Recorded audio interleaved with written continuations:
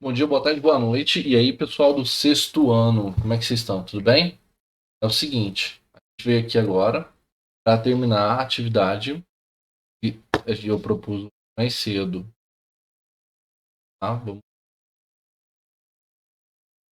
certo? Então, temos aqui PET, beleza? Plano de doutorado vai para a semana 2, parte 2, e vamos começar aqui dessa parte.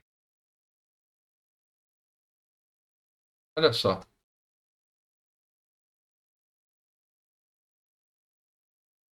falar sobre diversidade cultural. Vamos falar também sobre cidadania, direitos e deveres, ok? Começando aqui então pela diversidade cultural. Pensa o seguinte, meus amigos. Diversidade cultural está dentro de um contexto, né? Sobre as mais diferentes sociedades que existem no mundo. Existem sociedades compostas por várias etnias, assim como o Brasil. Existem sociedades com menos etnias, mas todas as sociedades hoje no mundo têm, de certa forma, a entrada de indivíduos externos que vão ajudar a compor, no final das contas, uma sociedade maior, mais plural, mais diversificada, né? Plural significa que tem mais de um quê? Mais de uma etnia, mais de uma de cultura, tá bom?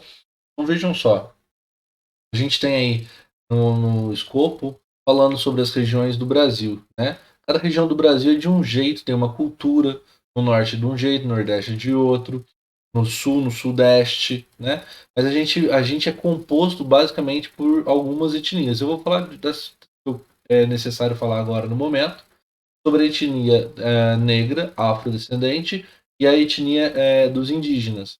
Vou falar menos dessa, dos indígenas, nesse momento, reservo uma aula mais tarde para isso, para falar sobre o povo indígena no Brasil e como eles estão hoje. Mas é importante a gente pensar que cada povo que veio para o Brasil compôs o Brasil pouco, né? Tem aí um documentário que chama O Povo Brasileiro, um documentário muito legal, indico para assistir aí no internet, O Povo Brasileiro. Então, basicamente, tinham os índios aqui, né, antes da chegada dos portugueses, em 1500. Esses índios viviam com as suas diferentes formas, existiam várias culturas em cada parte do Brasil, né? E aí eles, ao encontrarem os europeus, eles estão recebendo europeus e principalmente a cultura negra no Brasil. A cultura afrodescendente que chega no Brasil, ela vem muito fragelada, muito fragmentada por causa da escravidão. E os povos eram divididos antes mesmo de chegarem aqui no Brasil, certo? Então ele sofreu muito. Então, diversidade, vamos lá ler o contexto do que é diversidade cultural. Diversidade cultural engloba o conjunto de culturas que existem no mundo. Esses fatores de identidade distinguem elementos simbólicos. Vou dar um exemplo de elemento simbólico. Aqui na bandeira a gente tem o pastelzinho de fubá, uma tradição nas famílias de bandeira do sul, nas famílias bandeiras sulenses. E essa tradição, ela não é facilmente notada em famílias de poços, famílias campestres, famílias deles.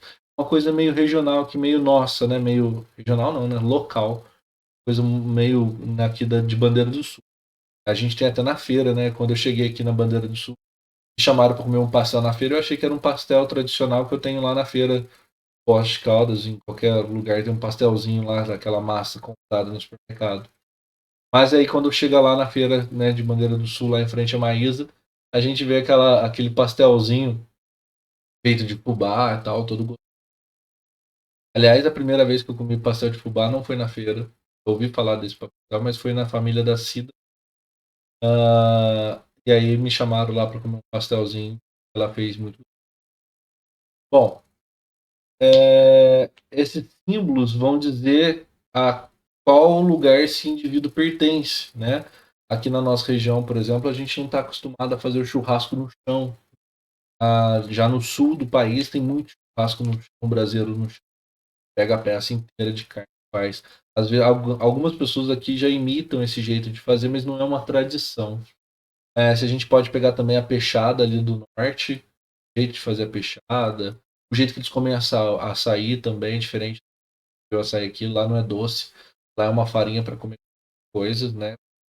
Coisas salgadas. A gente tem também ali no Nordeste outras comidas típicas, né? Então cada lugar vai ter seu jeito peculiar aí de se vestir, de ouvir música, de se comportar, de falar, de comer. Tudo isso é cultura, tá? Todas essas diferentes culturas é diversidade cultural. Vamos lá no que é. São aspectos variados, representam particularmente as diferenças culturais, como a linguagem, as tradições, culinária, a religião, modelo de organização da familiar e política, tá? Como a política daquele local se organiza. Ok?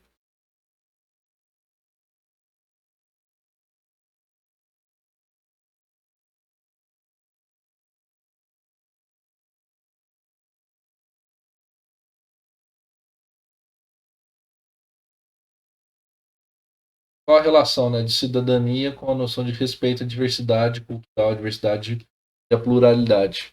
Se você é um cidadão, você cuida do, da comunidade, você zela pela comunidade.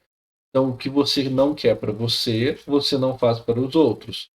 Isso tem a ver com direitos e deveres. Os meus deveres, os meus direitos vão até o momento que o direito do outro começa. Então, se eu não quero que desrespeitem a minha forma de comer, de falar, eu não posso fazer com os outros. E devo, inclusive, proteger, dever. Então, logo que se tem direitos e tem deveres, eu vou ter respeito. Respeito a quê? A diversidade cultural, a pluralidade, e isso é cidadania. Tá vendo? Então, é um ciclo fechadinho aí, certo?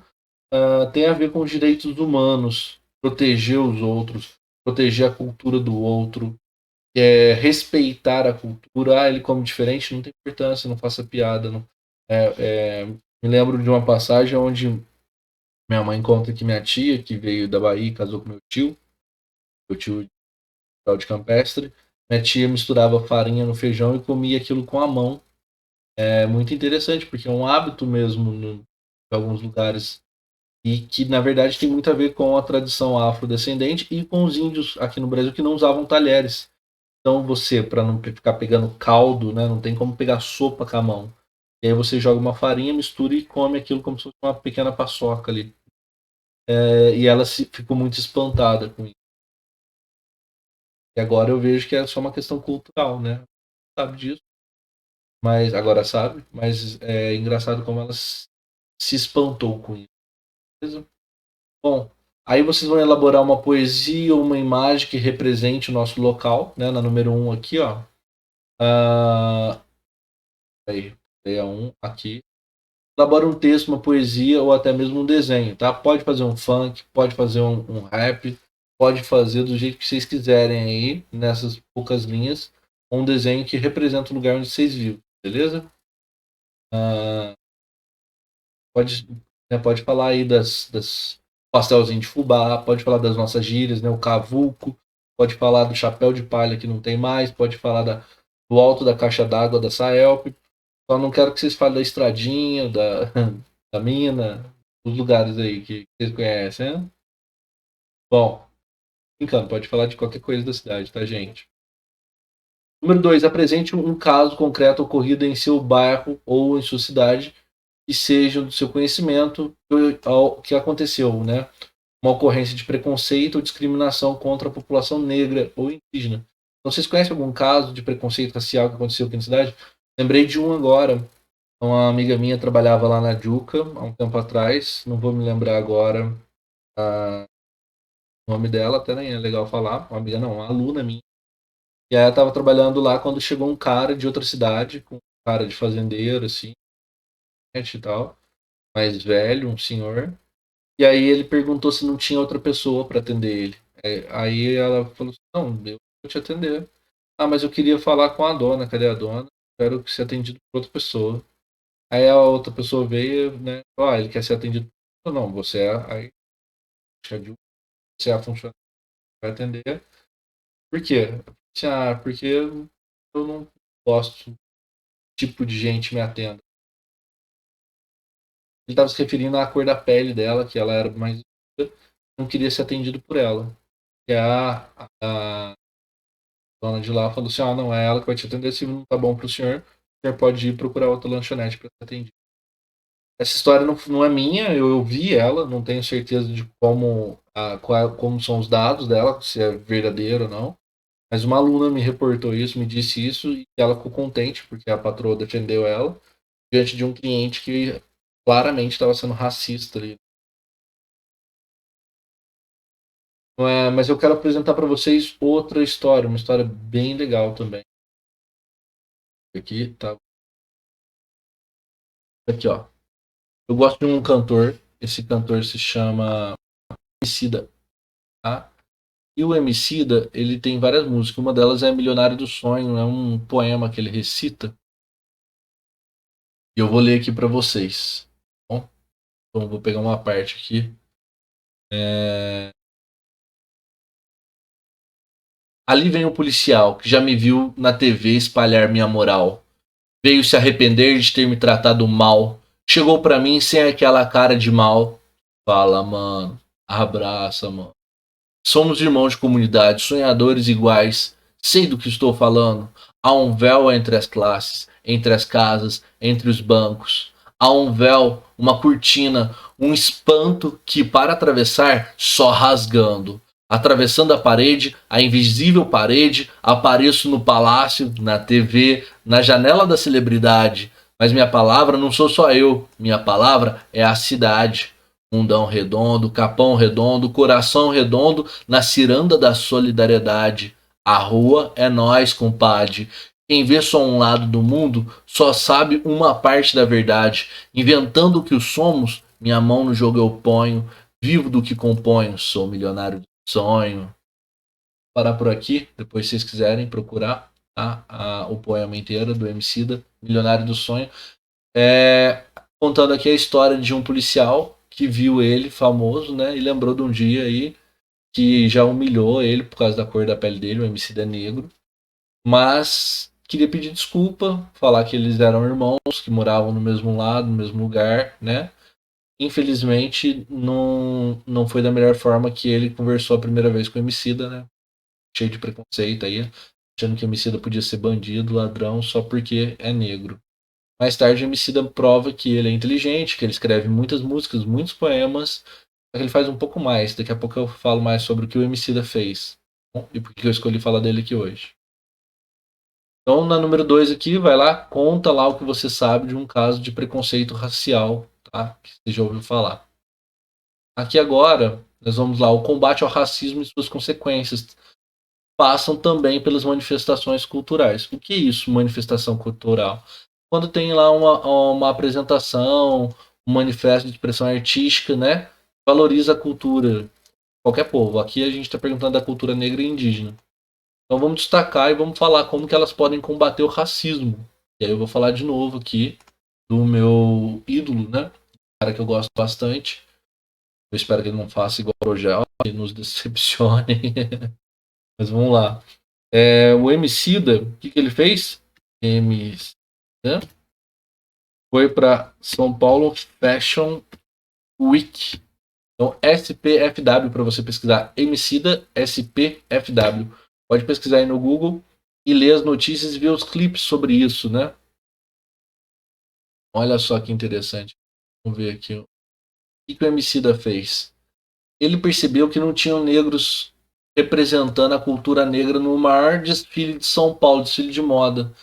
Então ele tinha uma marca de roupa, ele aumentou, né, a produção dessa marca de roupa. E, além de fazer essa produção crescer, ele e o Fiote foram lá e colocaram um desfile de roupas e pessoas e cultura negra no São Paulo Fashion Week, né? No maior desfile de moda do Brasil. Aqui um. Então, pessoal, é o seguinte, eu tive que fazer um pequeno corte, porque aparentemente quando eu vou tentar exibir o YouTube no programa aqui de gravação de vídeo, o próprio programa já bloqueia a tela e aí travou. Eu deixei essas imagens aqui na tela.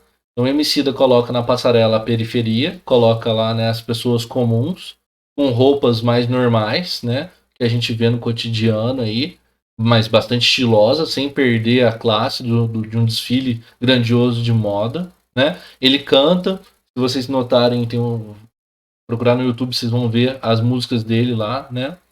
E aí, ele e o irmão dele lá, o Fiote, o Emicida tá aqui na frente, nessa imagem aqui da frente.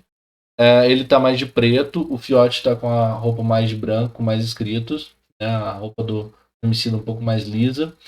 E aí, eles também participaram desse desfile, né? Que é grandioso. Agora, a pergunta que fica, né, na número 3 das nossas questões lá. O que um desfile de moda artístico, né, com design desse estilo aí, pode contribuir com que exista menos preconceito? A dica minha para vocês é: quanto mais eu conheço, menos eu desprezo. Quanto mais eu conheço, mais eu respeito. Tá? Então, conhecer a cultura do outro é necessário. Seja ele um funkeiro, um roqueiro, um sertanejo. Seja ele negro, índio ou branco. Quanto mais eu sei da cultura do outro, quanto mais eu aprendo a cultura do outro, mais eu respeito. Eu não preciso viver aquela cultura, mas eu preciso conhecer para respeitar. Certo? Um abraço, espero que vocês tenham gostado e tchau. Fui.